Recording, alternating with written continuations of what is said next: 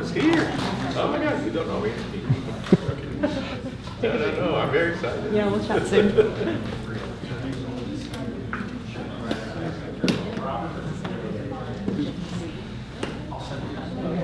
Here's it. I'll be right back.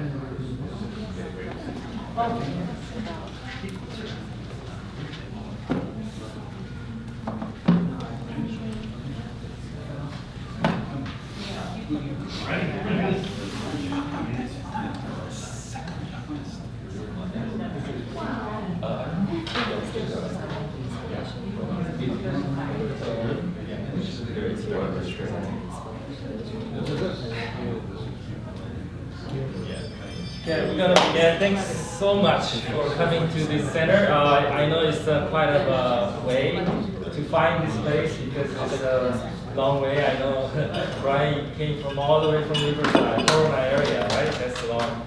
And Mike Miller, you came all the way from Oceanside. And everybody here came from many places. Thank you so much coming to this place. I know it's not easy to find, and but we love this campus. It's such a beautiful location. And I thank, where is the Ari? And we thank you for giving us this space, letting us use for Bright Business Club. And we're growing by every day, every month, and I appreciate coming. So today, we're going to start off introduction by Florence, and then we're going to I'm going to introduce the guest speaker. Yes. And first, we're going to have Dr. Och speaking. Yeah, thank you so much. I would like to start the introduction today with our friends and supporters, Anna and Mr. Naum. The founder, Mr. Naum is the founder. Anna, but speak. But Anna, she's the CEO, right? Or the I'm SmartX? CEO of SmartX Israel. Yes. We have SmartX Ukraine, and Nahum is the president. Yeah, and we own them. And we all own it. All of us, Yeah. okay. So do you want to tell us a little bit about Okay. what you do and how Thank you do you it? so much. Hello, hi. So we are a software development company. We have teams in Eastern Europe and Mexico, and we're helping companies to develop custom software. Thank you so much. Thank you so much. Thank you. So, talking about friends, again, overall the club in Irvine wouldn't be able to move on without two key people. The two key people which are here today. One of them is now my friend, right? Can I call it like this? My friend Ari, and Joseph, who is the chairperson. But Joseph, I would like to have a few words from you, Ari. Thank you so much one more time for supporting us.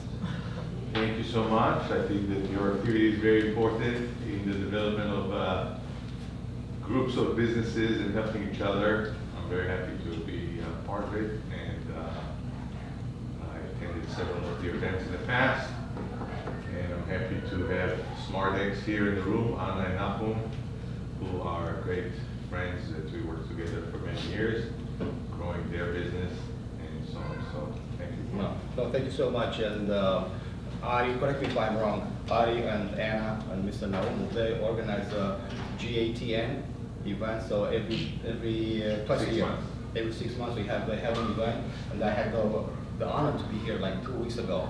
I and Don and a few other people, we've been here, and the caliber of the event is high. Correct me if I'm wrong.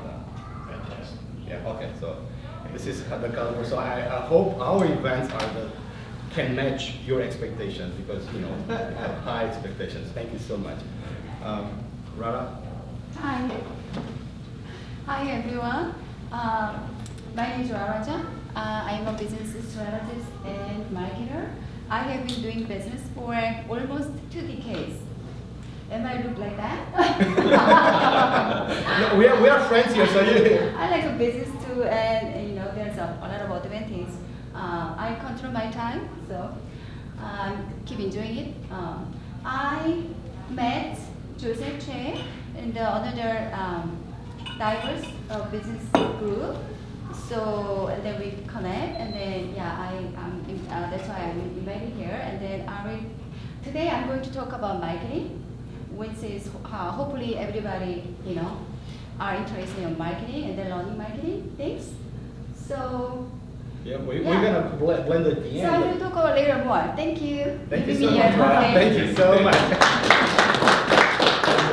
And, last month we had the honor in Irvine to hear from Alice, right? Yeah. You're the last speaker. Yeah.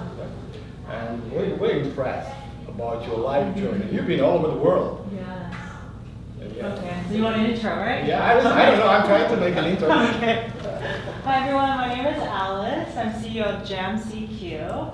So JAM Cultural Intelligence for CQ. As he said, I've been all over the world. Have been doing business all over the world, and mainly developing products, software products, right? And most recently, my friend, she's a former diplomat and PR reporter. We merged, and we're in the process of building an AI tool that helps people develop cultural intelligence.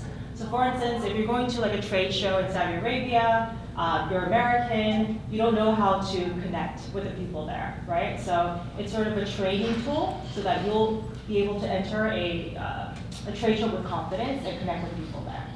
So thank you. Yeah, thank you so much. Our next guest today is not a guest, he's a member of the Bright Business and very active in Carlsbad. And he's, starting 2 weeks ago, he started building our newsletter. He's going to help us to shape the voice and send the right message when he's coming to the Bright Business and our members. Our copywriter and the voice of the Bright Business, Edward, please. Thank you. I don't know that I can take all that credit just yet, but I will certainly make an effort to leave a mark and make sure that the message of the Bright Business Club is shared with the world. Because I believe in it. I believe in the model, I believe in the mission, I believe that everybody that is in business for a reason. We all have something of value to offer to our society, to our community, and I think it's really important for the community itself to know who we are, what we do, and how we can help them. And that's kind of like what my mission is, and that's what I want to help people with. So thank you very much for it. Thank you. Thank you. Yeah. Remember last time, Robert, when I opened the bottle of water, he was so tense listening to you, and then he was the one who started the conversation. I do remember. I thought he wanted me off the stage. He thought I was snapping my fingers at him. So I was opening a water bottle, so it was like a little awkward for a second. Well, he did great though. He did absolutely great. So I will let him take it from there. I'm embarrassed. Robert Motoshige. My background is finance, also actually quite international, and that cultural component. I've lived and worked in many different continents and countries, but I'm reminded just how important that is. I was in Dubai at a finance conference. And of course, it was only men in the conference. But then I ran into one of the guys from the conference in the lobby with his wife, they're from Saudi, and she's covered head to toe. And I shook his hand, he said hello, and he introduced me to his wife. And he said, "This is blah blah blah, my wife." I went to shake her hand. Her eyes got huge as saucers, and she literally jumped back. And I'm like, okay, I think I shouldn't have done that. Which of course I didn't know. I mean, it's totally, at least it wasn't a Latin American thing where I tried to kiss her on the cheek. Oh my God. Next trip you should talk about it. Yes. Before.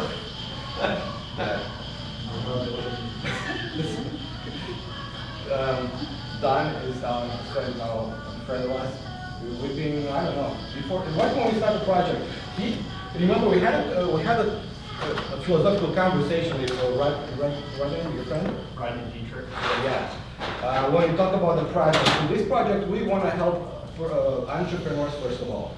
And on the other side we have business experts. And the question was the chicken or the egg, right? Remember? Should we focus on experts or should we focus on business owners to be in our club?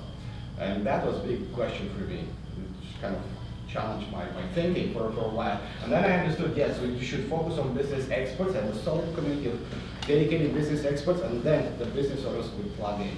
But anyway, thank you, Don. Yeah, that was 18 months ago, maybe. Yeah. Yeah. And then we started in Sperry, and really great to see the leadership and where it's going. My company, I founded about 3 years ago, Sigma Analytics. It's founded in the financial process space. If you look at financial and accounting systems, there's probably 3 things that haven't changed since the Stone Age: payroll, AR, and AP. So we decided to focus on AR, AP, and we automate and also do payment platforms to give money back or monetize financial systems and have them work for you to generate money and save your people time. And we work with companies of various sizes, startups to $2 billion, $3 billion in revenue. And our whole thing is to make a positive difference and help people, because it's really hard out there trying to do business these days. So honored to be here and help. No, thank you so much. And beside that, you have this new thing where you're gonna pursue that leadership game, where it's gonna be just as. No, I've always, I don't know if you ever heard of Clubhouse. When it was founded, I had a 2-hour morning thing all over the world discussing leadership, 40 days for 2 hours. Great learning lab, got a lot of great connections, and I went on from that to study flow states with positive psychology, and most recently the inner game, mental fitness. We were talking a little bit about that, and really excited to talk to the team here last time, and also Corona. I think it was well received, and we were just discussing some follow-ups. If anybody wants to, I'm here to help. I'm not a doctorate or anything like that. However, with 33 years of global business experience in operations, finance, strategic partnership, marketing, I can kind of relate to the applications and know how to bring it to life and help. Yeah, thank you so much. Thank you. Brian, talking about friends and old friends, I met Brian, and probably don't know much about it, but last year or 2 years ago, we had a business accelerator, business incubators in Irvine, Riverside, Ontario. At one of the business accelerators, like the months or half year, I don't remember what. I met Brian. Brian back then was struggling with the business, so he's, I'm not going to say what you're doing, but to understand how challenging it is to be an entrepreneur, to have your own business. And he was kind of ready to give up at some point, am I right? Yeah. And a few months ago, I got a call from him like, I want to move on. I don't want to give up. I don't want to be like an employee, right? I want to be a business owner. It's not easy. It's challenging. That's why talking about the power of community. We need to support each other, and we need to support entrepreneurs and spirit like Brian.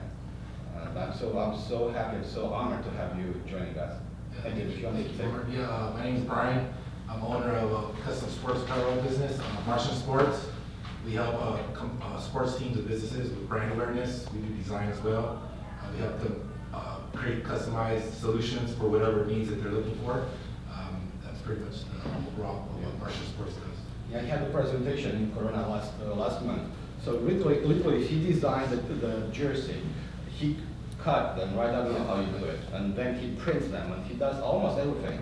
And so you can have apparels made here in Finland, like 1 hour drive from here.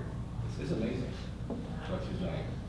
So we should support you, but we'll talk about this more. So talking about friends, early stages friends of this project, because of a recommendation from the CEO of the Chamber of Commerce in Oceanside, I had the honor to meet Mike, and since then, because of Mike, I was able to meet Adi. Because of Adi, I was able to connect with Mr. Noam and Anna, and so on. This is the power of community, what we're going to talk today.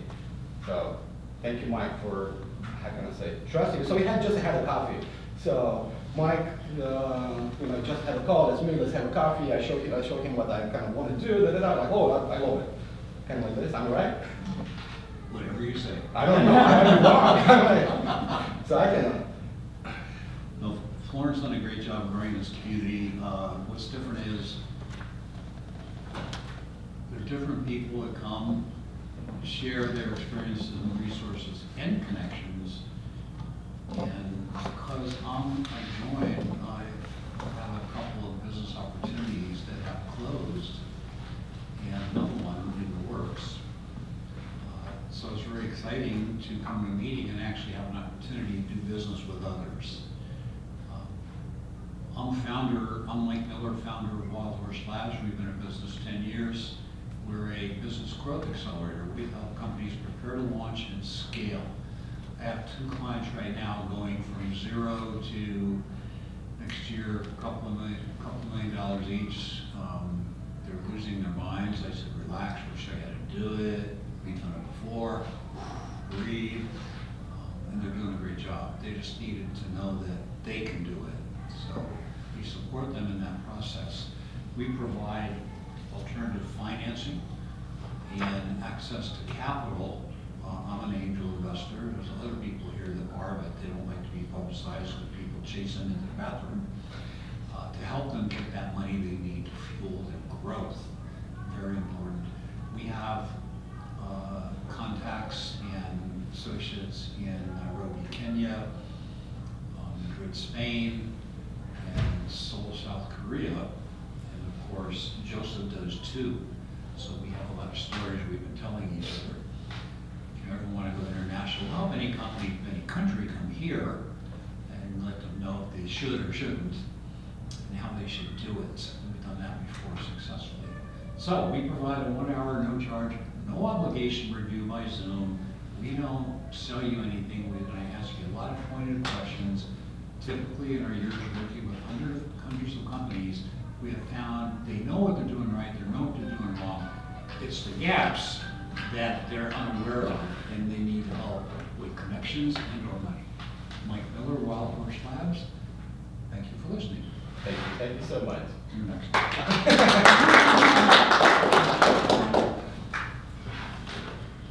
My name is Tu Lee. I'm with New York Life. I bumped in this good opportunity to meet, and my pleasure to meet everybody here. Because this is my first time to attend this group. So I have a chance to listen to your story, and it's so wonderful to hear about myself, a little about myself. I'm in the business from retail to going to banking and real estate and mortgage.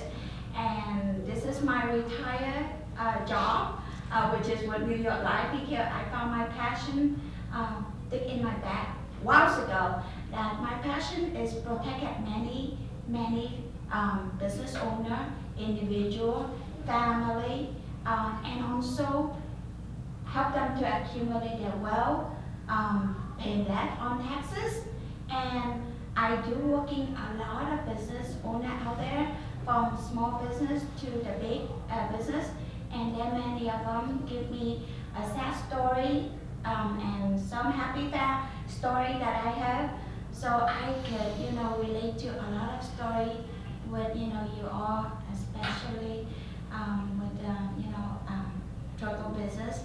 And you're not alone. I just want to tell you that because I have many stories already, and I'm here to meet everybody. So I hope And collect more stories. Yeah, and collect more stories. And my passion is, anyone interested, I would like to maybe go on Zoom and understand a little more, learn more about your business. And that's what all I do. See if there's anything else that I can fill the gap, or any idea, or any advice. Yeah. So that's about it. Thank you. For listening. Thank you. Michelle? Hi everyone, I'm Michelle. I'm a managing partner at Malika Capital. I'm so thankful to be here today. Thank you, Joseph, especially for inviting me to the meeting. Joseph that I met at a separate marketing network event. And what we do at Malika Capital is we are a real estate and venture capital fund. And so on the VC side, we participated in 3 IPOs. We're doing our 4th one. planning to exit 2026. And then on the real estate side, we've done anything under the sun. So we've done several, let's say 4 Hyatt hotels with Hyatt Corporation. So everything is ground up. Also some Amazon warehouses, multifamily, also several senior living. And more recently, we're going to be focusing on a development for bringing manufacturing back into the US. And so that will be next year. We'll be happy to help wherever I can, and very interesting to meet this group. Happy to be here today. Thank you. Thank you so much. And our keynote speaker for today, you're gonna have to put up with me for a while, so. Go ahead. Okay, well, Thank you. okay, so let's just go to the first guest speaker. Okay, don't forget about Dali. Oh yeah, Dali, Oh, why don't you yeah. go first, and then we talk about the guest speaker. Introduction? Yeah. Hi, my name is Dali. I've met some of you here, been with Breakfast Club for like how long? 6 months-ish, I would say. I do mainly 2 things, so online marketing, building websites, SEO, advertising, PR with top-line magazines and stuff like that. And the other side of my business is based in Shanghai, actually. I have a fashion label, designer label in Shanghai that specializes in female clothes. And we were walking the Beijing Fashion Week. We were doing a lot of online magazine or overseas magazine activities like Vogue, like Bazaar. And about 2 days ago, we gifted our clothing to the president of Hungary. So that was another footprint that we want to say. So that's me. Thank you. No, I want to say one more thing. Dali is the nominee by Forbes, right? Oh yeah. Please. Yeah, so November, or actually just last month, I got awarded by Forbes as the top 100 most influential Chinese. That was such an honor. And yeah, Dali with Joseph, they helped our community here in Irvine to move on and grow. So we are in good hands. Thank you so much. Thank you. Dali had a big fashion show. He was leading his own brand too. He has a factory in Shanghai. So you didn't mention that. That was a big event for Dali. Another event was the award for most influential Chinese. That's really great. Next, we'd like to introduce our keynote speaker of the day. I met him at the Sunstone Investment Forum a couple months ago. And I liked his subject matter because a month before that, AI, Dali was talking about AI in marketing. And that AI that he was speaking, we are so interested in AI, and if we don't follow up exactly what AI is doing these days, everybody knows about generative AI, but he's going to go speak. He had research done. Why do we need to have Gen Z as our targeted audience? He will be talking about that. He's the managing partner of B1 Ventures, and he's the executive director, one of the director of Innovation Incubator at CSU Dominguez Hills. He's a joint faculty member and board member of a BIO Center where we had last month when you speak. That's he was the board member there. He is still, right? Entrepreneurship at UC Irvine. And he went to UCI, and here's a couple of UCI, Ari, Zap. So I went to UCI, so we're about the same time, like 1980s. I was way after you guys. Okay. He did the 99, he did MBA per Mirage School of Business. He BA 90s political science and social science, and then also he did a biological science, School of Biological Science. How many degrees do you have?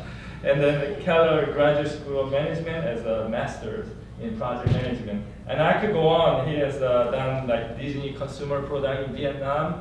For those who are interested in international, he's done it for major Fortune 500 companies.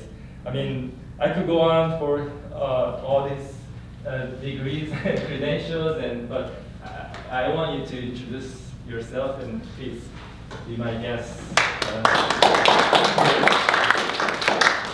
That's very kind of you, and I'm appreciative that you went around the room and introduced everybody, because it's it's good to know who you're speaking with, and I like to think of myself as a top 5 billion influencer on the planet. Because I'm nowhere near the top 100, that's for sure. So it's my pleasure to be here, and thank you, Joseph, for inviting me.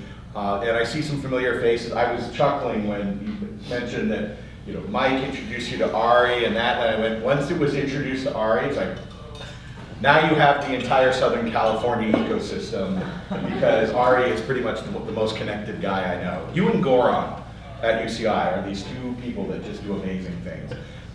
So I was asked graciously, after talking with the Sunstone Education Summit, I think is what they called it, to chat about a little bit about what I talked about there, but it's even changed a little bit in what we've seen just in the last 6 to 8 weeks.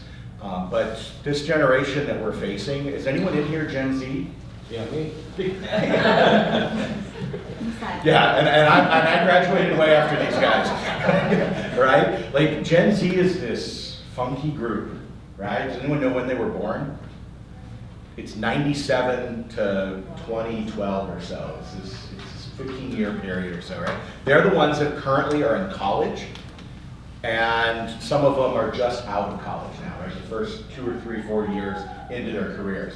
And if you've ever employed the college generation in the last couple of years, they're weird. Because we've seen it, right? We grew up in the last 10 or 15 years with all the millennial jokes. They don't work for Gen Z, because Gen Z is not the millennial. And they poke fun at the millennials, because they're like, the older brother and older sister kind of thing. It's a whole different group. And it's part of why I like being in education now, because I get to dig in on this sort of thing. And it's just a ton of fun to work with, right? So, what I want to start with is just this idea of how different really are they. And I don't expect some of us who are younger to be able to read. I get to approach it much closer and read this for you. But here's one of the key things. 93% of Gen Zers have taken a step towards exploring business ownership. Wow. That's not a typo. 93%. Now stop and think about that. We can't get 93% of the population to say that Irvine is in California. And yet 93% of what we think of, basically, think of it as your high school, college, and early career employee, have taken steps. They're not just, I hate my boss, I think I might wanna, they're doing something about it. And that's the difference. We all hated our McDonald's boss or our entry-level job. I hate to take the trash out. We all hated our boss, got it. They're actually doing something about it, right? It's a totally different group, right, that you get to work with. Let's see here, right? 75% of recent grads are aiming for entrepreneurship in their career. Meaning 3 out of 4 people on a graduation field want entrepreneurship to be their career. Now, whether that's in accounting or it's in art or whatever it is, that's not the point. The point is they don't want to work for somebody. They're like, you know what, bosses suck. I'm going to be my own. Great. How the heck do I do that? You figure it out, right? That's the way we do it, right? As we figure out, we walk through it. So this is a huge shift in the way it operates, right? If you look, more than half of Gen Zers, millennials, have a side hustle. Meaning currently, today, half of the people that are in high school, college, early, have some sort of side hustle. How many of you have side hustles?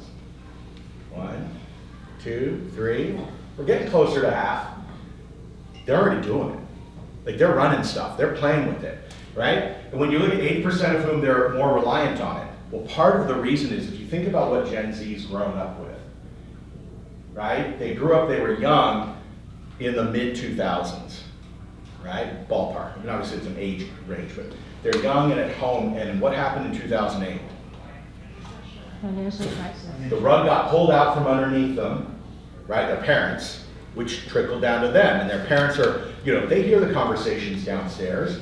How are we going to pay for the house? What are we going to about this? We're going to have to sell that place because we can't afford to have a summer home anymore. Like, whatever it is, they felt the instability come in, right? And regardless of politics, in 2015, some guy came down some crazy little golden elevator and said, I'm gonna blow things up, just change the whole political landscape, and then heaven forbid he won. And now there's this huge turmoil of, wait a minute, we've got a guy who's either Hitler or the second coming of conservative Christianity, right? Like, he's this, what the heck? Rug gets pulled out from underneath them again, right? There's then BLM, and then there's riots all over the place. There's instability, and they go, okay, wait a minute. Then COVID hits, and everything for everybody. Like the whole, forget the rug. Like, we took the whole floor, we took the floors below it, and we just pulled it all out and said, everything's different now. Sorry, the way it is.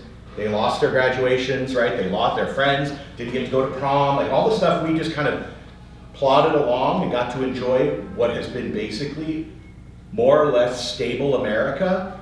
I mean, there's been, chaos, we've had our moments, Vietnam War, but we haven't had quite as much of this compact, constant change. They have grown up in turmoil and instability. And the key word to me is uncertainty.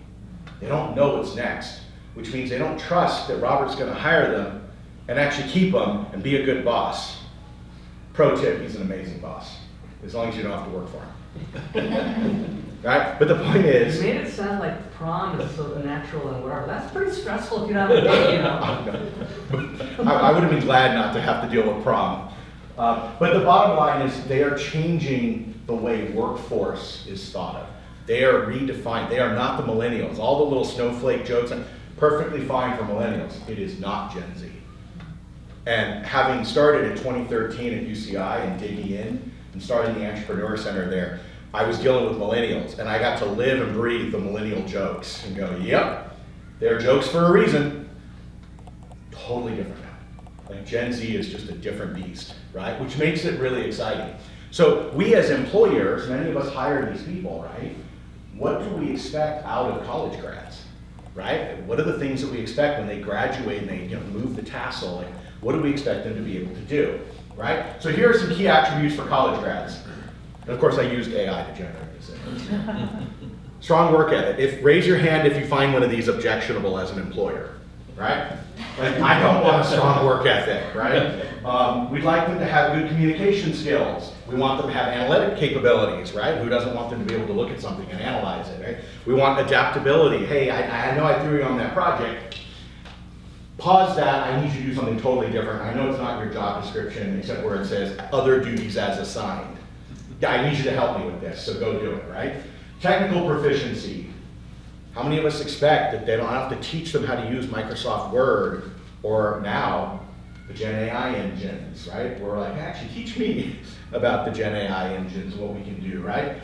Teamwork and collaboration, this is a big one, right? Problem solving abilities. This is one of the biggest beefs, right? It's like, I gave you something, why don't you just solve it and fix it for me, right? Leadership potential, of course, right? These are the kinds of things we expect and find, right? Interpersonal skills. This is what every employer, when you go to whatever survey, they say, this is what I want. I want an employee that has these kinds of characteristics. Like, what's wrong with you? Why don't you have these things, right? And professionalism, of course, is where we talk about soft skills, especially, right? Stop coming in disheveled. Don't be a Fetterman walking in with a hoodie if you're a banker, right? Like, you can't do that. You need to treat it differently, right? Well, if you look at the key competencies of entrepreneurs, this is what the academic world declares to be the competencies. So none of you objected to any of those ones that the employers talk about, but now take a look at these. Would you object to an employee that could do these things? Would you look at it and go, oh man, they have the ability to stay focused but adapt. Yeah, I don't want that. I want them just to stay focused but never adapt. Of course not, right? Generally, these are the kinds of things you want. Now, there are, of course, roles in companies. Compliance. Maybe the creativity around compliance isn't quite as appreciative, or in many cases, maybe it's more appreciated, right? It's very creative these days. But these are what a guy named Michael Morris, he's at the University of Notre Dame. He was one of the first people that I met when I started at UCI. I went to a conference, I'm like, oh, that's the list of what we need to teach. That's what we need to teach. He presented this list. I'm like, oh, this is great. And I said, but you're missing one. and it actually ties beautifully in with Gen Z. The one he's missing, he talks about mitigating and managing risk, but he doesn't talk about what I think is even more important, which is managing uncertainty. And so literally, I see Mike about twice a year now at conferences, or I go out to New York once a year for a program he runs. And I always tell him, you need to republish your paper, do an update, the 2024 edition. These are the 13, and you need to plop in managing uncertainty. And he goes, dude, shut up. Like, go be an academic and write. I'm like, that's the problem. I will not ever be an academic. Don't ever accuse me of that, because I don't research, write papers, blah, blah, blah. You write it. And so I always remind him, and I can walk up to him now and go, so you know the list yet? He'll just stop me. Stop, David, go write it yourself. Right? But this uncertainty is part of what they do. This generation's been trained in that.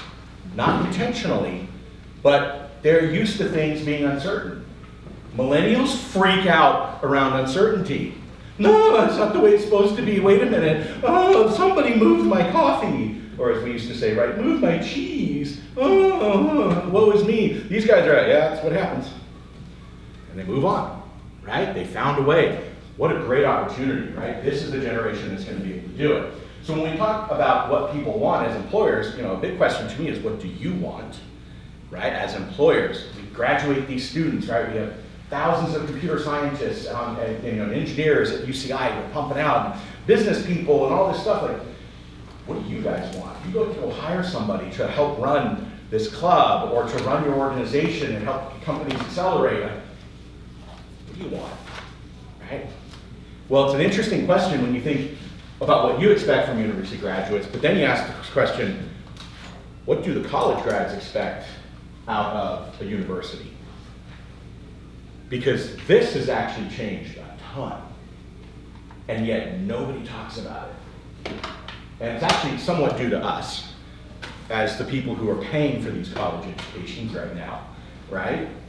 So one, higher ed is in a huge state of crisis right now. Its identity is being challenged. If you follow the CSUs at all, the California State University is the largest state university system in the country. It's one of the largest state university systems in the world. It has nearly I think it's about 410,000 students, somewhere in that ballpark, that go through its 23 campuses. It's in a state of crisis. People are saying, why am I sending my kids to college? That was never asked 10 years ago. You didn't question why a kid's going to college. It's like, because that's the next thing. That's what you do. It's like asking whether or not you should have oxygen. Like, well, no, you have to have oxygen. You have to go get a college degree. It's the only way to achieve. And this generation all of a sudden went, maybe, but maybe I go this way instead. I don't have to have that, right? So now you got higher ed called into question. I mean, UCI is a great school, right? Top 10 public university in the country.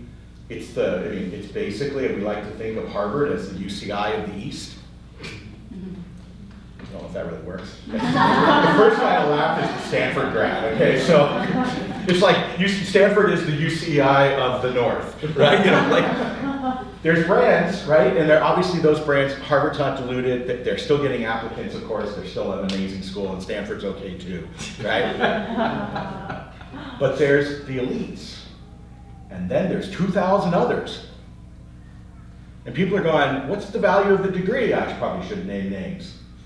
From a Cal State, or even a UCI. Top 10 public school being questioned? That's nuts. It's happening, right? So some quick stats. The confidence in higher ed value has dropped from 56 to 36%. Ooh, not a good trend, right? Graduate percent, only half of bachelor's degree holders thought it was worth it. Even with all the partying that half the group didn't get to do, they didn't think it was worth it. Now, there's arguments about, yes, but what are you going to do with that degree? Art history is the famous, bludgeoning tool that we like to use. Like, art, what are you going to do with art history degree? Yeah, well, that still is not enough to count for half, because half of them aren't art history degrees, right? They're getting degrees in other things that are also being questioned, including the most interesting one recently, computer science. How the heck can you challenge computer science? Well, go ask ChatGPT, and it'll tell you. Right? Underemployment, This might have something to do with the second one. 50% of college graduates are underemployed after graduation. I bet you there's a correlation. Because college degrees used to set you up for your job. And now somebody moved the coffee, right? The game's changed a bit for them. College ed, does that lead to the American dream? It used to be 84%, it's 63%, and that's with younger adults, includes a lot of millennials. You ask Gen Z and it's way lower. They've been conditioned now, they've been told that the American dream is no longer possible. And they think college is not really possible even through college, right? And of course, 55% of Americans feel college has a positive effect on the country. This was over 90% 20 years ago. So again, higher ed. Great time to work at a university, right? Yeah, I know, dumb idea, right? So higher ed is being challenged. But if you know anything about higher ed, we move at aspirationally a snail's pace. And we're usually working the opposite direction. Like we're going as fast as we can, and the snail's going that way, and we're just like going back to the start line, right? So we're going to change things, but it's going to take a long time. One is personalized pathways, where each one of you is able to have your own degree effectively. Now that's going to make it horribly difficult for an employer to say, what did you get your degree in? Well, and you have to describe some awkward, weird pathway compared to you, went to the same school, graduated at the same time, same place, but with a different degree out of the same school, right? Like, yeah, Edgar. You bring up a really interesting point, especially now that you were talking about the career path that students take, and I was wondering how much of this issue is exclusive to the United States because of the way the education system is set up. Because, for example, in Mexico, so I'm Mexican, when you go to college and you choose a career path, by the time you graduate, you obtain an actual license to be a practicing professional in whatever career you chose. And that doesn't happen here. Here you get a nice bachelor degree that says, oh, this is what you study, what can I do with it? Nothing. And so how much of that is because of the problems, the way the system is set up? Edgar, that is a brilliant point, right? I should say a bright point, right? For you branding types, right? That's one of the challenges in America, is our education system in particular has gone on and said that all bachelor's degrees are equal. And we can go into political arguments about why that might be or not, but the bottom line is we value an engineering degree and clap just as loud for that as we do a humanities degree, an English degree. Basket weaving is another famous non-real degree that probably doesn't exist anywhere, but it would be what we treat them all equally. The price is all equal, right? More or less. In other words, an English major at UCI pays the same as a history major, is the same as a computer science major, right?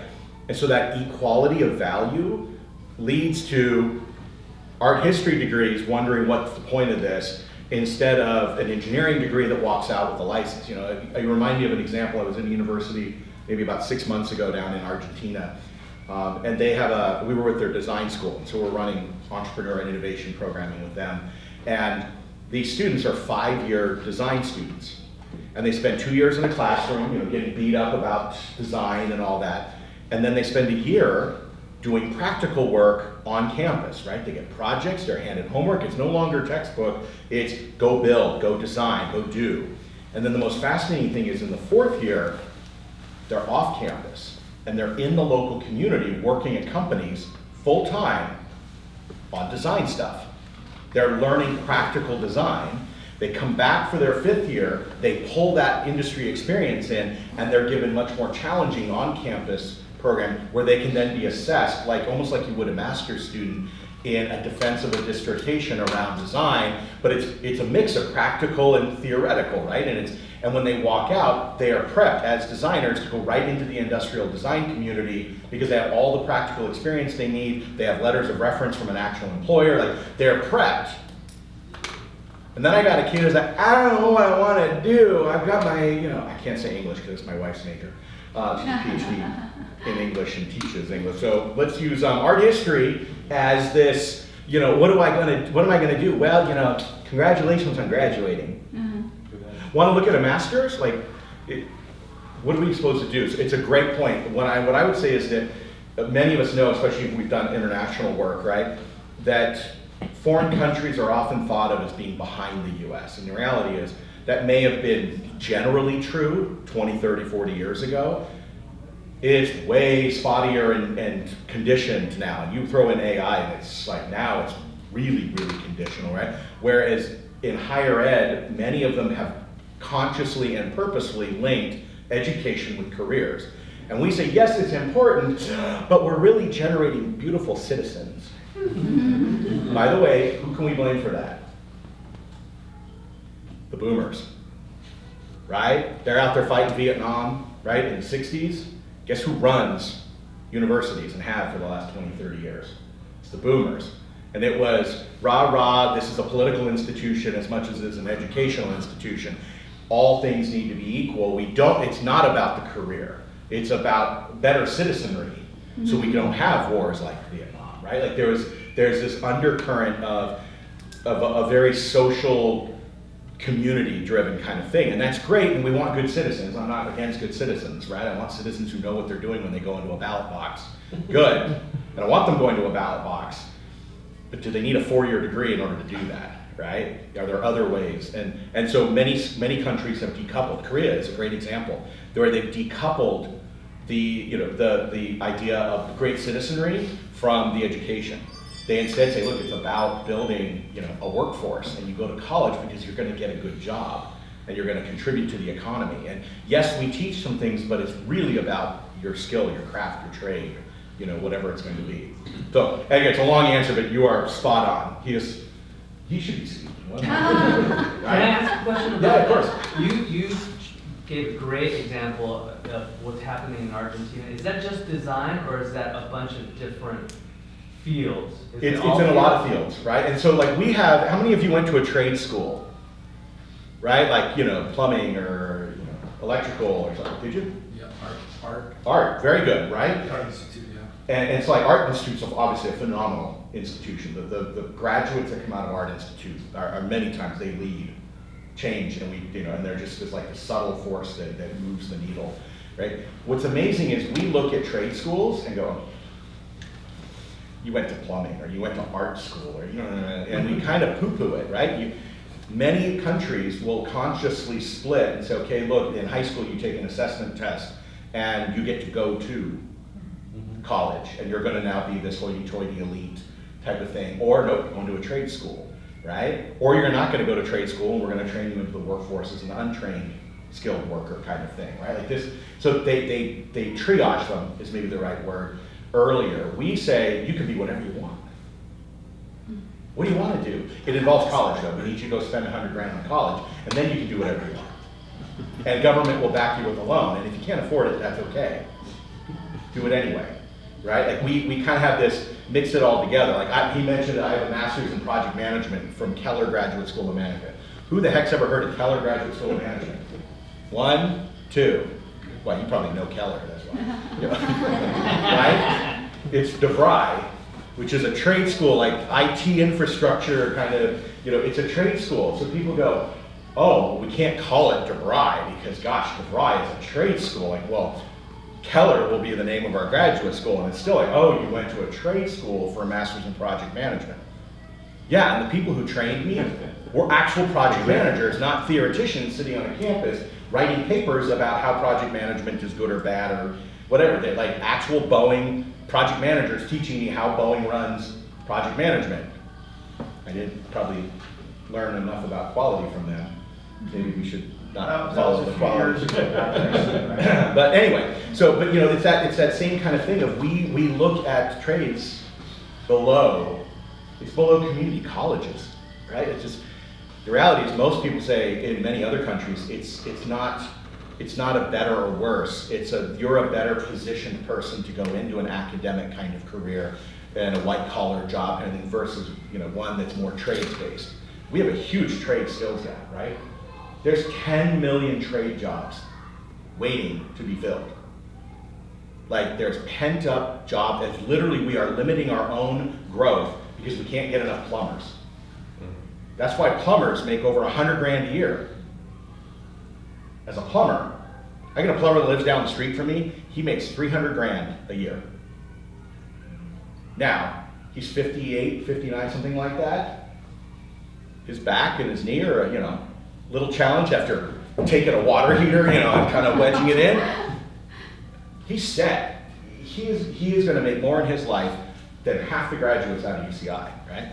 But we would never encourage a student to go do that. I mean, it's plumbing. Now I have an 8-year-old, so of course I'm in this, do I practice what I preach? She says, I'm going to be a plumber. I'm like, okay, don't look at my slides. You need to go to Harvard, right? Like that, there's a challenge in there, but the reality is the trades are poo-pooed on. And as a result, that changes the dynamic of everything in many ways, right? Because we're going to shift, what's the value of going to a college? Is it worth walking out with $250,000 of debt? It's going to take 19 years to get out from underneath that debt. How much of your career is that? A student in LA County, we just found the stat, a student who graduates without student debt compared to one that graduates with student debt, they will buy a home in LA County 7.9 years earlier if they don't have the debt. So basically 8 years, right? What does that mean in terms of appreciation and value of buying into the home and owning rather than renting, right? And there's arguments about bubbles, about all else aside, if you average it out over the last 30 years, today's dollars, that would represent a $429,000 advantage for graduating without student debt compared to with student debt. Forget the interest rate. That's not the point. The balance isn't the point, right? What matters is you get a head start in life for the rest of your financial career. You can start going and doing cool planning instead of saying, yeah, I can't do any of that stuff. Why? Because I got an $800 bill that I still have another 12 and a half years of payments on. Why? Because art history is my favorite thing, right? I should probably not bash on art history with an art institute major. I was computers. Oh, okay. I'll bash on art history then. So things are changing, yeah. Just one update on the trades. 2 years ago, when the pathway study was complete, the junior colleges right now are very heavied up on trades, construction, knowing the gap, and they've put together certification programs. And like, we need more electricians. You're mentioning plumbers, but electricians probably not a bad way to go. Phenomenal. Yeah. Right? And it's interesting because I don't know if you guys have heard, the state budget has been through some fluctuations. Is that a polite way of putting it? And we have 3 different levels of higher ed in the state, right, that are state funded. So the elite group, right, the researchers, the tier 1 research institution kind of thing is the UCs. There are 10 of those campuses. They do amazing work, zot. The Cal States are this middle group, right? So the idea is that UCs are creating knowledge, and the Cal States are building the workforce that's going to use that knowledge and deploy it into the economy and make it thrive, right, kind of thing. So there's 23 Cal States, and then there's community college, which has, I think, 120, 115? 116, 116. Online, so you can count it or this. Yeah, 116, we'll go with a bigger number, right? 116 community colleges, which get down more into the trades. So when you look at what the budget has been, the community colleges haven't been hit very hard by the budget. Like the funding level that the state has allocated hasn't moved much. It's dipped a little, but it's fairly stable. The UCs, they took a hit, but it's a few percent kind of thing is the way it balances out. The Cal States has been murdered. Probably not a good term to use, but it has been hammered hard in that in those 3 levels. Protected the community college, kind of protected the UCs. Not great, but the Cal States are the ones just dying right now, right? And the reasoning is they know the workforce projections are there's a ton of need in these trade groups, and we have to keep being the innovators that drive the future economies. The UCs aren't about creating these workforce people. This is about creating industries, right? They want to invent AI. They want to invent the new solar technology that's going to eliminate the need for the sun, right? Like they want that invention that drives, frankly, the IPOs that then drive what? Tax money back into the state coffers, right? and they need the workforce to make sure that buildings and infrastructure and all that can actually get built. The white collar worker kind of sitting in the middle, what are you gonna do with that art history degree anyway? And if you're not producing enough value in that space, so the governor even, without saying the words, has even realized that this question in this middle, this bulk of the, I almost showed you the middle, which just the other is gone, and that's probably not appropriate. But that middle CSU is getting hammered, right? We're shutting down one of the, well, not shutting down. We're reallocating one of the CSUs, Cal Poly San Luis Obispo, right? Maritime is being absorbed in. And my understanding is there's 5 other CSUs that are being questioned. Really? So out of 23 campuses, there's 6 in total that are on some sort of virtual chopping block, right? One of them's being absorbed, that leaves 5 that are in question. Now, whether or not we lose all 5, I'm happy because Cal State Dominguez Hills is proudly ranked 23 out of 23. Depends on which metric you use, but, you know. We will not next year be 23. We'll be 22. Bam! Progress. Probably not supposed to advertise such love for that. But the point being that the CSUs are being challenged, right? And the trades they're emerging as there's a physical need that's still needed behind everything that we do in this cool virtual type of world, right? Where AI is taking over. You're not going to have AI lay the line. You might automate, you might still, but you're still going to need someone out there laying the line, putting in plumbing, all that kind of stuff. I just wanted to share an interesting stat because we're on trades right now. I found it interesting that about 5 of our recent investors, they were in the trade, so they do door knocking door to door. And the way that they've done this, they've written me $1 to $3 million checks each, and they're all in their late 20s. And so the way that they have done this is they created a system where they became entrepreneurial in a corporate setting. Yeah. And from there, the hedge funds came in and bought them out. Yep. And the trades, interesting you mentioned that, you know, this too. The trades are a virtually 100% fragmented market, right? Like dominant electrician company in the country. There isn't one. And so what capital has figured out, it's a trend that we're seeing, you're seeing it too, right? Is go find micro, like, small trade groups, like, what's the name of the one that I used to hear a bunch of radio, like Mike Diamond Plumbing, right? He has a fleet, and he's got 150 plumbers. I mean, it's one of the largest plumbing, residential plumbing companies in the world, or in the country, excuse me, right? Go buy that. It's got a formula. If it can work for 150, it can work for 1,500. We can scale it, right? We can put capital behind it, and we can go stomp out all the little guys, right? They see there's value to the trades. There's high margins. You can charge 150 to 200 an hour. We have students coming out with dual degrees in engineering and computer science that aren't going to make 150 an hour in the next 10 years of their career. And yet, independent plumbers are going to be able to go charge that through this kind of networking, that sort of thing. So it's a spot on kind of thing. I realize I'm probably eating up way more time. It's okay. You sure? I only have another 45 minutes. Oh, no. Right? It's all 5 minutes. Hybrid learning, obviously many of you, either yourself or have kids or whatever that went through, hybrid is here to stay. We are whining like crazy about it, but you know what? Not every subject has to be learned face-to-face, real-time communication, right? Like, there's some things you can just throw in, other things you have to engage in the communication. And of course, AI is changing all of this too, right? Skills over majors. You guys ever heard of Skillify? What the heck's a Skillify? It's actually a pretty cool concept. And I'm happy to say, Dominguez Hills, in our wonderful 30% graduation rate, we have somebody who's working on this concept of a Skillify, where we look out and look at all the reports that show what are the in-demand jobs 15, 20 years from now in LA County. Number 1, by the way, is accounting. Sorry, Robert. We are finance, but whatever, right? But accounting, now I would imagine with AI coming out, that's going to change. But the largest gap in LA County will be accountants. So they work backward and say, okay, 10 years from now, we want our students who graduate, to be applying for that job. We work backwards. So what do they need as a major? And that's where most people stop. Skillify says, well, let's go back to which class they take. And then let's look at the syllabus and look at individual activities and see what skills are being achieved or learned through individual reports or projects or whatever, and link that to what will be on a skills required 15, 20 years from now in the biggest gaps. And so that you can form common skill language effectively and teach skills